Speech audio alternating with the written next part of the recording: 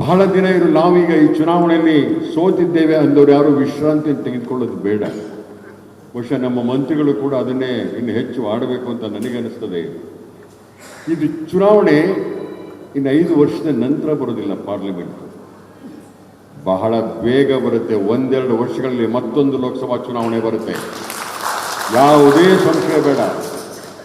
ಇವತ್ತು ನಾವು ಯಾವ ಹೋರಾಟದ ಹೆಜ್ಜೆಗಳನ್ನ ಇಟ್ಕೊಂಡಿದ್ದೇವೋ ಅದನ್ನು ಭದ್ರವಾಗಿ ನೆಲಕ್ಕೆ ಊರಿ ಬಡಿದಾಡಬೇಕು. ಗಾಳಿಯಲ್ಲಿ ನಾವು ಬಡಿದಾಡಕ್ಕಾಗೋದಿಲ್ಲ. ನಾವು ನಿಜವಾದ ಯೋಧರಾದರೆ ನಮ್ಮ ಕಾಲುಗಳನ್ನು ನೆಲಕ್ಕೆ ಊರಿ ಕಣ್ಮುಂದೆ ಗುರಿ ಇಟ್ಕೊಂಡು ಹೋರಾಟವನ್ನು ಮಾಡಬೇಕು. ನಿತೀಶ್ ಕುಮಾರ್ ಅಂತವರು, ಚಂದ್ರಬಾಬು ನಾಯ್ಡು ಅಂತವರ ಹೆಗಲ ಮೇಲೆ ಇವತ್ತು ಬಿಜೆಪಿಯ ಸರ್ಕಾರ ಕೂತಿದೆ. ಬಿಜೆಪಿಯ ನಿಲುವುಗಳು, ಅದರ ಪ್ರಣಾಳಿಕೆಗಳು CAA ತರಕ್ಕೆ ಅವರು ಒಪ್ಪೋದಿಲ್ಲ, ಕಾಮನ್ ಸಿವಿಲ್ ಕೋಡ್ ತರಕ್ಕೆ ಅವರು ಒಪ್ಪೋದಿಲ್ಲ, ದೇಶದೊಳಗೆ ಒಂದು ದೇಶ ಒಂದು ಚುನಾವಣೆ ತರಕ್ಕೆ ಒಪ್ಪೋದಿಲ್ಲ. ಹಲವಾರು ಸೈದ್ಧಾಂತಿಕವಾದಂಥ ವಿರೋಧ ಭಾಷೆಗಳ ಮಧ್ಯೆ ಸರ್ಕಾರ ರಚನೆಯಾಗಿದೆ. ಹಾಗಾಗಿ ಯಾವುದರ ಒಂದು ಹಂತದಲ್ಲಿ ಸೈದ್ಧಾಂತಿಕ ಸಂಘರ್ಷ ಅವರವರ ಮಧ್ಯೆಯೇ ಆಗತ್ತೆ. ಸರ್ಕಾರ ಕುಸಿದು ಬೀಳೋದ್ರಲ್ಲಿ ಯಾವುದೇ ಅನುಮಾನ ಬೇಡ. ಮತ್ತೊಂದು ಲೋಕಸಭಾ ಚುನಾವಣೆಗೆ ನಾವು ಎದುರಾಗಬೇಕಾಗತ್ತೆ. ಅದನ್ನು ಎದುರಿಸುವಂಥ ತಯಾರಿ ನಾವು ಯೋಚನೆ ಮಾಡಿಕೊಳ್ಬೇಕು. ಇವತ್ತು ಸೋತಿದ್ದೇವೆ ಅಂತಲ್ಲ, ಸೋಲಿನ ಮನೋಭಾವವನ್ನು ಹೊರಗಡೆ ಬರಬೇಕು. ನಮಗೋಸ್ಕರ 5 ಲಕ್ಷ ಮತಗಳನ್ನ ಕೊಟ್ಟಿದ್ದಾರೆ ಅಂತಕ್ಕಂಥ ಭರವಸೆಯನ್ನು, ಮತದಾರ ಕೊಟ್ಟಂಥ ಮತದ ಮೌಲ್ಯವನ್ನು ತೀರಿಸುವಂಥ ರೀತಿಯಲ್ಲಿ 5 ಲಕ್ಷ ಜನರ ಮನಸ್ಸಿಗೆ ಸಂತೋಷ ತರೋ ರೀತಿಯಲ್ಲಿ ನಾವು ನಿತ್ಯ ಚಟುವಟಿಕೆಯನ್ನು ಮಾಡೋಣ. ಖಡಾಖಂಡಿತವಾಗಿ ದೇಶದಲ್ಲಿ ಬದಲಾವಣೆ ಬರುತ್ತೆ. ರಾಜ್ಯಕ್ಕೆ ಕೊಟ್ಟಂಥ ಮಂತ್ರಿಗಿರಿಯನ್ನು ನೋಡಿ, ರಾಜ್ಯದಲ್ಲಿ 5 ಜನ ಮಂತ್ರಿಗಳನ್ನ ಕೊಟ್ಟರೆ ಒಬ್ಬರು 4ನವರು ಹೊರಗಿನವರು, ಆಂಧ್ರದವರು, ತಮಿಳುನಾಡಿನವರು. ಇನ್ನು ಬಾಕಿ 4 ಜನರಲ್ಲಿ 4 ಜನವು ಮೇಲ್ವರ್ಗದ ಸಮುದಾಯಕ್ಕೆ ಸೇರಿದವರಾಗಿದ್ದಾರೆ ಹೊರತು ಒಬ್ಬರೇ ಒಬ್ಬರು ಹಿಂದುಳಿದವರಾಗಲಿ, SC ST ಆಗಲಿ, ದಲಿತ ಸಮೂಹ ಆಗಲಿ, ಅಲ್ಪಸಂಖ್ಯಾತರಾಗಲಿ ಯಾರೂ ಇಲ್ಲ. ಈ ಸಮಾಜವನ್ನು ಸಮಗ್ರವಾಗಿ ನೋಡೋದ್ರಲ್ಲಿ ಬಿಜೆಪಿ ವಿಫಲವಾಗುತ್ತಾ ಇದೆ. ಕೇವಲ ಮೇಲ್ಜಾತಿಯ ಮೇಲ್ವರ್ಗದ ಮತಗಳನ್ನು ನಂಬಿ ರಾಜಕಾರಣ ಮಾಡುವಂಥ ಸಂದರ್ಭದಲ್ಲಿ ನಮ್ಮನ್ನು ನಂಬಿರ್ತಕ್ಕಂಥ ಶೋಷಿತ ಜನಾಂಗ, ಬಡವರು, ಕೂಲಿಕಾರನ್ನ ತಬ್ಬಿಕೊಳ್ಳುವಂಥ ಅವರ ವಿಶ್ವಾಸ ಮೂಡಿಸುವಂಥ ಕೆಲಸವನ್ನು ನಾವು ಮಾಡಬೇಕು. ನಾವು ನಾಯಕರೆಲ್ಲರೂ ಕಾರ್ಯಕರ್ತರಾಗಬೇಕು. ನಮಗೆ ನಾಯಕರ ಕೊರತೆ ಇಲ್ಲ. ನಮ್ಮ ಪಕ್ಷದೊಳಗೆ ಪ್ರಭಾವಿಗಳು ಇದ್ದಾರೆ, ಸಾಮರ್ಥ್ಯವಿದೆ ನಮ್ಮೆಲ್ಲರಿಗೂ. ನಾಯಕರುಗಳೇ ಇದ್ರೆ ಸಾಕಾಗೋದಿಲ್ಲ, ಕಾರ್ಯಕರ್ತರು ಕೂಡ ಆಗಬೇಕಾಗತ್ತೆ. ಕೆಲವೊಮ್ಮೆ ನಾವು ಕಾರ್ಯಕರ್ತರನ್ನ ಬರೀ ಕೇವಲ ನಾವು ಲೀಡರ್ಸ್ಗಳು ಅಂತ ನಾವು ಭಾವಿಸ್ತೇವೆ.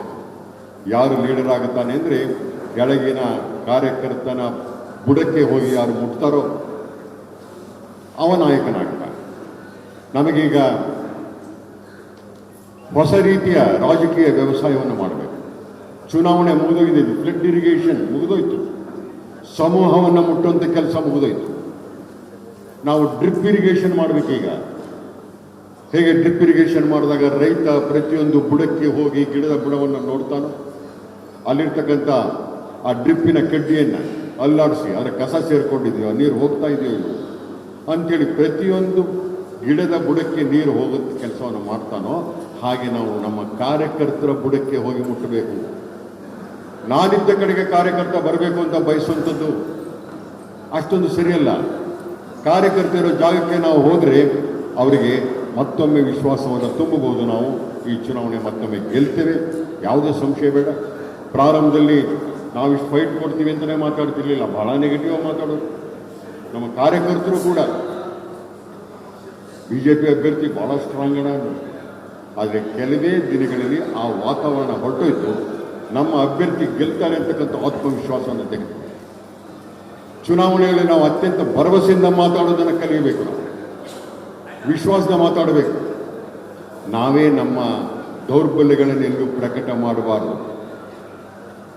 ಇನ್ನೊಬ್ಬರ ಬಗ್ಗೆ ಟೀಕೆಗಳನ್ನ ಪರಸ್ಪರ ಮಾಡಬಾರ್ದು. ಶಲ್ಯ ಸಾರಥ್ಯ ಅಂತೇಳಿ ಮಹಾಭಾರತದಲ್ಲಿ ಹೇಳ್ತಾರೆ. ಕರ್ಣ ಎಷ್ಟೇ ಸಮರ್ಥನಾಗಿದ್ದರೂ ಕೂಡ ಅವನಿಗೆ ಸಿಕ್ಕಂಥ ಸಾರಥಿ ಶಲ್ಯ, ಅವನನ್ನು ಪ್ರತಿಯೊಂದು ಸಾರಿಯೂ ನಿಂದನೆ ಮಾಡೋದ್ರ ಮೂಲಕನೇ ಅವನ ಆತ್ಮವಿಶ್ವಾಸವನ್ನು ಶಲ್ಯಕ್ಕೆ ಕೊಲ್ತಾನೆ. ಆ ಥರ ಆಗಬಾರ್ದು. ಒಮ್ಮೆ ನಾವು ಸಾರಥ್ಯವನ್ನು ವಹಿಸ್ಕೊಂಡಿದ್ದೇವೆ ಅಂದರೆ ನಮ್ಮ ನಾಯಕರನ್ನ ಹೊತ್ಕೊಂಡೋಗಿ ಗಡಿಯನ್ನು ದಾಟಿಸ್ತಕ್ಕಂಥ ಪೂರ್ತಿ ಜವಾಬ್ದಾರಿ ಹೊಣೆಗಾರಿಕೆ ನಮ್ಮದಾಗಿರುತ್ತೆ. ಆ ರೀತಿ ಪಕ್ಷದಲ್ಲಿ ಒಂದು ಒಮ್ಮತವನ್ನು, ಏಕತೆಯನ್ನು ತೆಗೆದುಕೊಂಡು ಬರುವಂಥ ಕೆಲಸವನ್ನು ಮಾಡೋಣಂತೆ. ಇವತ್ತಿಗೆ ನಾವು ಯಾರು ವಿಶ್ರಮಿಸೋದು ಬೇಡ. ತಾಲೂಕು ಪಂಚಾಯತ್, ಜಿಲ್ಲಾ ಪಂಚಾಯತ್ ಚುನಾವಣೆ ಸದ್ಯ ಬರ್ತವೆ. ನಮ್ಮೆಲ್ಲ ಕಾರ್ಯಕರ್ತರು ನಾಯಕರಾಗಿ ಹೊರಹೊಮ್ಮುವಂಥ ಚುನಾವಣೆ ಇದೆ. ಸಾಮಾನ್ಯ ಕಾರ್ಯಕರ್ತ, ಜನರ ನಾಯಕನಾಗ್ತಕ್ಕಂಥ ಚುನಾವಣೆ. ಕಾರ್ಪೊರೇಷನ್, ತಾಲೂಕು ಪಂಚಾಯತ್, ಜಿಲ್ಲಾ ಪಂಚಾಯತ್, ನಮಗಾಗಿ ದುಡಿದಂಥ ಆ ಕಾರ್ಯಕರ್ತನ ನಾಯಕನಾಗಿ ಹೊರಹೊಮ್ಮಿಸ್ತಕ್ಕಂಥ ಜವಾಬ್ದಾರಿ ನಮ್ಮೆಲ್ಲ ನಾಯಕರದ್ದು. ನಮಗಾಗಿ ಕೆಲಸ ಮಾಡಿದ್ದಾತ ಇವತ್ತು ನಾಯಕನಾಗ ಅವಕಾಶ ಇದೆ. ಅವನನ್ನು ಗೆಲ್ಲಿಸಿಕೊಂಡು ಬರಬೇಕು ಅಂತಕ್ಕಂಥ ತೀರ್ಮಾನವನ್ನು ನಾವು ಮಾಡಬೇಕು. ಎಲ್ಲ ಕಡೆ ನಮ್ಮ ಕಾರ್ಯಕರ್ತರು ನಾಯಕರಾಗಿ ಹೊರಹೊಮ್ಮಿದಾಗ, ಜನರ ಮನಸ್ಸನ್ನು ಗೆದ್ದಾಗ ನಮ್ಮ ಮುಂದಿನ ಬಹುದೊಡ್ಡ ಸಂಗ್ರಾಮ, ಯುದ್ಧ ಯಶಸ್ವಿಯಾಗುತ್ತೆ. ಆ ಗೆಲುವಿಗೋಸ್ಕರ ನಾವು ಇವತ್ತಿಂದಲೇ ತಯಾರಿಯನ್ನು ಮಾಡಿಕೊಳ್ಳೋಣ ಅಂತ ಹೇಳ್ತಾ, ಸಹೋದರಿ ಗೀತಾರವರು ಎದೆಗೊಂದು ಬೇಡ, ನಾವೆಲ್ಲ ನಿಮ್ಮ ಜೊತೆ, ನಿಮ್ಮ ಒಡ ಹುಟ್ಟಿದವರು ಇಲ್ಲಿದ್ದೇವೆ. ನೀವು ಬನ್ನಿ, ನಾವು ನಿಮ್ಮನ್ನು ಜಿಲ್ಲಾ ಪಂಚಾಯತ್, ತಾಲೂಕ್ ಪಂಚಾಯತ್ ಮಟ್ಟಕ್ಕೆ ನಮ್ಮ ಅಭ್ಯರ್ಥಿಯನ್ನು ಕರ್ಕೊಂಡು ಹೋಗೋಣ. ಅವರ ಪ್ರಭಾವದಿಂದ ಚುನಾವಣೆಯನ್ನು ಗೆಲ್ಲೋಣ. ನೀವು ಯಾರ್ಯಾರು ಅವರಿಗೋಸ್ಕರ ಬೆವರನ್ನು ಸುರಿಸಿದ್ದೀರೋ ಆ ಬೆವರಿಗೆ ಬೆಲೆ ಬರೋ ರೀತಿಯಲ್ಲಿ ನಮ್ಮ ಸ್ಥಳೀಯ ಸಂಸ್ಥೆಗಳಲ್ಲಿ ನಮ್ಮ ಸಹೋದರಿ ಗೀತಾರವರ ಶ್ರಮ ಕೂಡ ಇರುತ್ತೆ. ಅವರ ಪ್ರಭಾವವನ್ನು ಬೆಳೆಸ್ಕೊಂಡು ನಾವು ಕಾರ್ಪೊರೇಷನ್, ಜಿಲ್ಲಾ ಪಂಚಾಯತ್, ತಾಲೂಕ್ ಪಂಚಾಯತ್ಗಳನ್ನ ಗೆಲ್ಲೋಣ ಅನ್ನೋಂಥ ಮಾತನ್ನು ಹೇಳ್ತಾ, ಈ ಸಂದರ್ಭದಲ್ಲಿ ನಂದು ಒಂದು ಚುನಾವಣೆ ಆಗಿದೆ, ನಾನು ಸೋಲನ್ನು ಅನುಭವಿಸಿದೆ. ಎಲ್ಲ ಕಾರ್ಯಕರ್ತರು ಹೊಸದು ವಿಷಯ. MLC ಚುನಾವಣೆ ಸ್ವಲ್ಪ ಹೊಸದು. ಮೊದಲನೇ ಬಾರಿ MLC ಚುನಾವಣೆಯಲ್ಲಿ ಎಲ್ಲ ಕಾರ್ಯಕರ್ತರು ತೊಡಗಿಕೊಂಡಿದ್ದಾರೆ. ಎನ್ರೋಲ್ಮೆಂಟಲ್ಲಿ ನಮ್ಮ ಕಾರ್ಯಕರ್ತರ ಕೊರತೆ ಆಗಿತ್ತು. ನಮ್ಮ ಕಾರ್ಯಕರ್ತರ ಎನ್ರೋಲ್ಮೆಂಟು ಮಾಡಿಕೊಳ್ಳಲೇ ಇಲ್ಲ ಸ್ವತಃ. ಅದರ ಕೊರತೆ ಕಂಡಿದೆ, ಅದನ್ನು ಮುಂದೆ ಸರಿಪಡಿಸ್ಕೊಳ್ಳೋಣ. ಆ ಥರ ನಮ್ಮ ಕಾರ್ಯಕರ್ತರಲ್ಲೇ ಬಹಳ ದೊಡ್ಡ ಪದವೀಧರರಿದ್ದಾರೆ. 30 ವಿಧಾನಸಭೆಗಳಲ್ಲಿ, ಒಂದೊಂದು ವಿಧಾನಸಭೆಯಲ್ಲಿ ಕನಿಷ್ಠ 500ರಿಂದ 1,000 ಜನ ವಿದ್ಯಾವಂತ ಪದವೀಧರರು ನಮ್ಮ ಬಿಜೆಪಿಯನ್ನು ಸೋಲಿಸುವಂಥ ಕಾಂಗ್ರೆಸ್ ಕಾರ್ಯಕರ್ತರಿರ್ಬೋದು. ಒಂದು ವಿಧಾನಸಭಾ ಕ್ಷೇತ್ರ 1,000 ಜನ ನಾವು ಪದವೀಧರರಿಲ್ವಾ?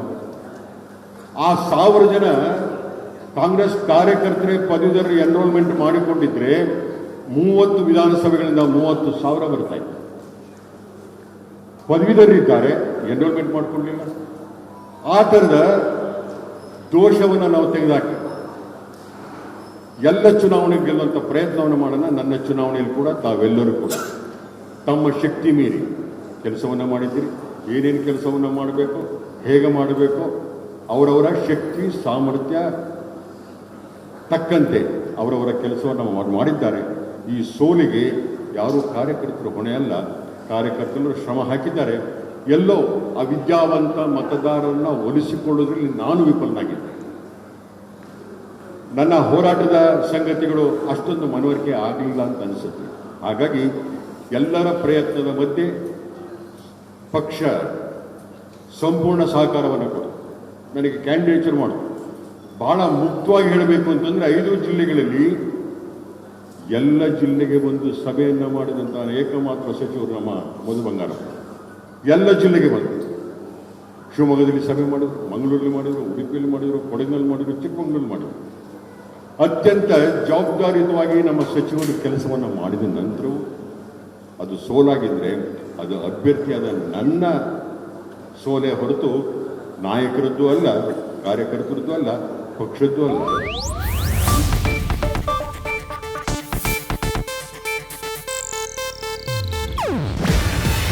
ಇದು ಏಷ್ಯಾನೆಟ್ ನ್ಯೂಸ್ ನೆಟ್ವರ್ಕ್ ಪ್ರಸ್ತುತಿ. ನೀವು ನೋಡ್ತಿದ್ದೀರಾ ಏಷ್ಯಾನೆಟ್ ಸುವರ್ಣ ನ್ಯೂಸ್.